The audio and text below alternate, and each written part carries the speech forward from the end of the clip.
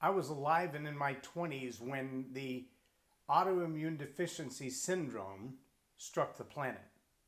The virus, the human immunovirus that began to decay a lot of society in a lot of places. And at first, there were hundreds of thousands of lives impacted in a short period of time. And it was devastating. Welcome to Leading Leaders Podcast. 5-minute videos, 5 days a week. I'm Loren Norris with Leading Leaders Podcast. I remember only a few years after that, maybe even within a 2-year window, a guy walked to the front of the room, and there were a lot of people in West Texas where I was at the time who hadn't really learned much about AIDS. We didn't have the Internet of Things at that point where people would just look it up on their phones and know. Yes, I know that seems like dinosaur days, but it really wasn't that long ago. But he stood at the front of the room and he said, if I walked into the room and I offered you a cure, a vaccine, a solution to remedy AIDS, would you want it? And most of the people in the room, close to 15,000, just kind of looked at each other like, I don't know. He said, if I offered to sell it to you in this little vial and I started the bidding at $10,000, how many of you would rush up here and fight over that $10,000 or higher to bid for this? And nobody responded. And so he put the little vial back under the counter and he began to talk about what happens to the human body when the HIV virus begins to take over and when AIDS begins to set in, and how the organs will go sometimes for weeks, days, or months as their body collapses, sometimes just in a matter of hours. And he talked about how, because there was no vaccine, and there was no cure, and there was nothing that could be done about it. And after he talked about this for probably 20 or 30 minutes about all of the horror you expect to witness as someone went through that, or to live through until you're passing if you actually contracted it.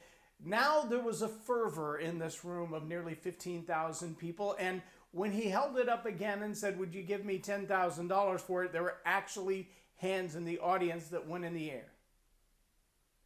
And he said, let me be honest, I don't have the cure. No one does yet.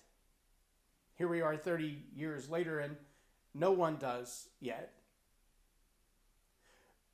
But I say all that to make this other point instead. For decades, for centuries, maybe for as long as human history, there has been a business strategy called sales.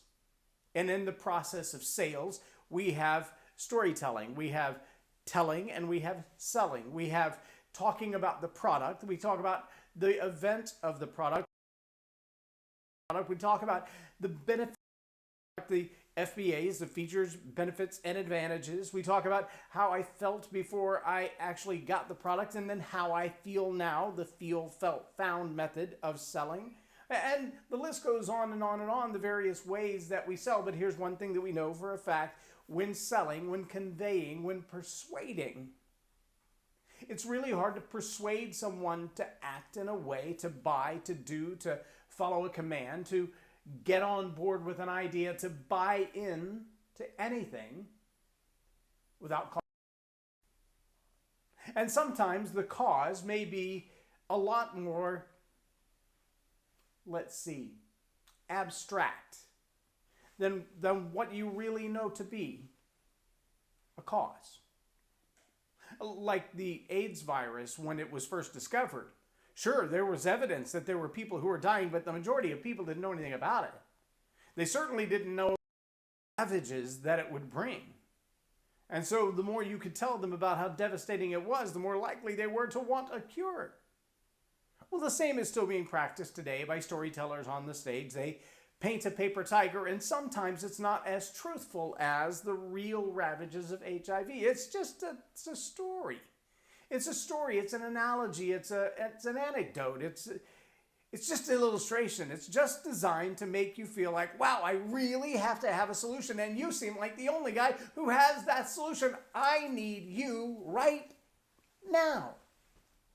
So yes, some salespeople, some storytellers, some presenters from the front of the room for whatever reason, will construct a beautiful paper tiger and explain to you how threatening that paper tiger would be if you encountered it for real, so that you'll emotionally react to what they're telling you, and they can persuade you, they can convince you, they can move you in the direction of the action they want you to take, even though the threat, the tiger that's about to eat you, is paper.